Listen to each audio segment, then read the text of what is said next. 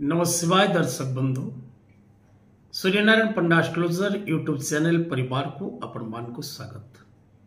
दर्शक बंधु आज कार्यक्रम माध्यम आम आलोचना करिबा मायावी ग्रह राहु क्यों व्यक्ति विशेष मान को सुख दिए एवं क्यों व्यक्ति विशेष मान को जीवन रे दुख भरी दिए। राहु एवं केतु ए दुईटी ग्रह छाया ग्रह उपग्रह एवं ए दुईटी ग्रह विशेषकर नवग्रह मध्य एपरी दुईटी ग्रह जो मानकर निजस्व गृह न थाए से माने जेउ राशि रे जेउ ग्रहंक गृह रे अवस्थान करती से ग्रहंकर भावफल सेमानक पाखरे देखिबा को मिले। राहु एवं केतु ए दुईटी ग्रहंक मध्यरु राहु एपरी एक ग्रह मनुष्य को बर्बाद करिबारे प्राधान्य रखि थाए जे व्यक्ति को संपूर्ण भाव रे बर्बाद करे नष्ट करे एवं व्यक्तिर व्यक्तित्व को मध्य प्रभावित करे।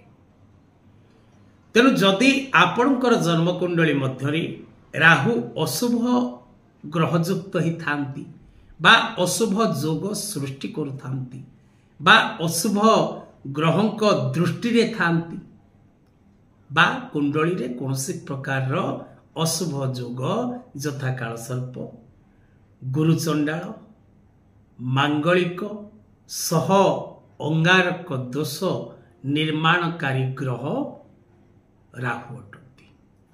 आपणकर जातक रे आपण मंगल द्वारा मांगलिक जोगरे जेतिकी दुख भोग न करिवे जदि से मंगल राहुयुक्त हो जाए बा से मंगल उपरे राहुर दृष्टि पड़े तेबे आपणक जीवन बर्बाद निश्चित। आपणक ज्ञान थिबो आपणक पाखरे शक्ति थिबो आपणक पाखरे सामर्थ्य थिबो किंतु ताको उपयोग करिवार ऊर्जा आपणक पाखरे नथिबो। तेबे दर्शक बंधु ज्योतिष शास्त्र अनेक गुणतत्व रही जहाँ कार्यक्रम माध्यम सबु विषय वस्तु को आलोचना करने संभव नुहे। आज मुख्य विषय वस्तु जे राहु ग्रह खराब थिले कौन फल मिले एवं राहु ग्रह खराब संकेत कौन देखा मिले एवं खराब राहु को अशुभ राहु को शुभ फल प्राप्त करने क्यों क्यों उपाय अवलंबन करिवार आवश्यकता रही। तब दर्शक बंधु प्रथम जानिबा जे आपण केमिति जानिबे जदि आपणक पाखरे आपणकर जन्मकुंडली नाही आपणक पाखरे कोनोसी विज्ञ ज्योतिष बा पंडित नाहंती तबे आपण किपरि जानिबे जे आपणकर जन्म जातक मध्यरे राहु खराब अछंती बोली। 6 गोटी मुख्य विषय वस्तु पर आमे आलोचना करिबा जो 6 गोटी मुख्य विषय वस्तु संकेत दिए मनुष्य जन्मकुंडली रे राहु खराब अछि। जदि कौन से व्यक्तिर जन्मकुंडली रे राहु खराब थांती तेबे व्यक्ति विशेष करी मद्यपान करी थाए निशासक्त ही थाए एवं परस्त्री गमन दोष व्यक्ति ऊपर लगी थाए। व्यक्ति अत्यधिक मात्रा रे मिछ कहिबा एवं व्यक्ति अन्य को चिटिंग करिबा विश्वासघातक करिबारे माहिर ही थाए।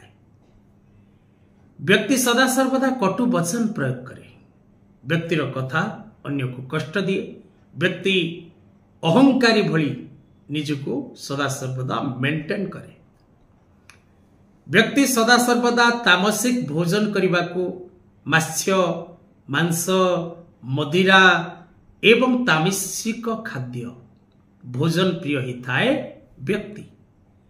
व्यक्ति विशेष करी बारंबार वाहन दुर्घटना घटे उच्च स्थान पतन हुए एवं पत्नी सह बा पति सह सदा सर्वदा मनांतर मतांतर देखा दिए।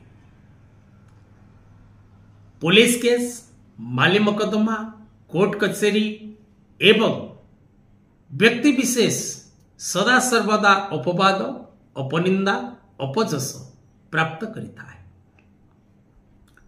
जदि से राहु जन्मकुंडली मध्य शुभ स्थान रे थांती, शुभ ग्रहयुक्त हेई थांती बा शुभ फल दवा पई व्यक्ति को चाहती, तेबे दर्शक बंधु व्यक्ति सौभाग्यवान हुए यह निश्चित।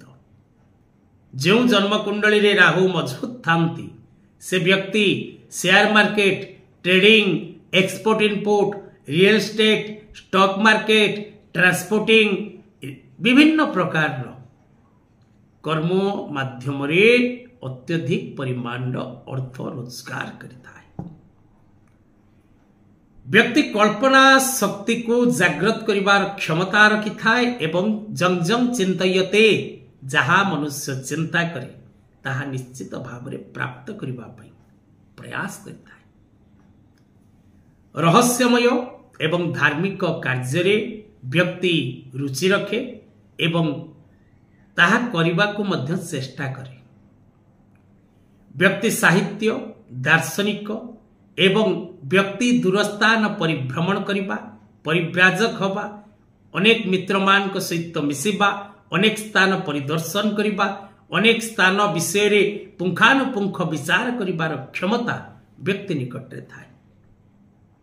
जो व्यक्ति जन्मकुंडली मध्य राहु उच्चस्थ बा मित्र क्षेत्रस्थ बा कौन सी प्रकार शुभ क्षेत्र रे रही थांती, तेबे व्यक्तिर बाक पटुता एवं व्यक्ति अन्य को निज प्रति आकर्षित करिबार क्षमता एवं व्यक्ति हाथ रे पॉपुलेशन रहिबा, पब्लिक रहिबार क्षमता मध्य व्यक्ति हासिल करता है।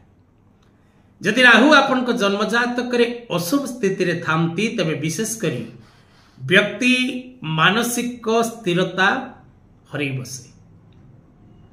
व्यक्ति गैस जनित रोग भोग करे, गैस्ट्रिक भोग करे, पेट रोग भोग करे, व्यक्ति जख्मा रोग भोग करे, व्यक्तिर केश झड़िबा एवं व्यक्तिर केश शीघ्र पाची जिबा, व्यक्ति शिरपीड़ा भोग करिबा, व्यक्ति पेट रोग भोग करिबा एवं व्यक्ति गंठी जनित जंत्रणा भोग करिबा निश्चित अटे। तेणु अशुभ राहु प्रभाव मुक्ति पाइबा पई तीनोटी सरल उपाय रही। प्रथम उपाय, मां सरस्वती पूजन कर, मां सरस्वती आराधना करंतु, सफलता लाभ करिवे।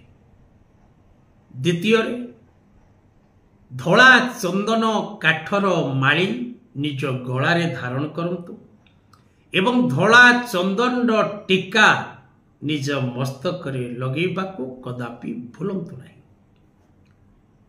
तृतीय दर्शक बंधु, राहुर बीज मंत्र ओम राम राहुवे नमः प्रत्येक दिन एक माला करंतु, यह आपनक पई शुभंकर हबो। गोमेद रत्न धारण करंतु, त्रिशक्ति त्रिदेव राहु शांति जंत्र निज नाम गोत्र रे प्रस्तुत करी धारण करंतु एवं जदि आपण को घर निकटरे कौनसी चंदन वृक्ष रही, चंदन वृक्षर पूजा करंतु। राहु शांति करबा पई जदि आपण पशु पक्षी मान को विशेष करी कुकुर और काऊ मान को जदि आपण खाद्य दान करंती, तेबे राहुर कोप दृष्टि आपण को अनेकांश रक्षा मिलता है। आज कथा वस्तु को एठी रखिबा। जय जगन्नाथ।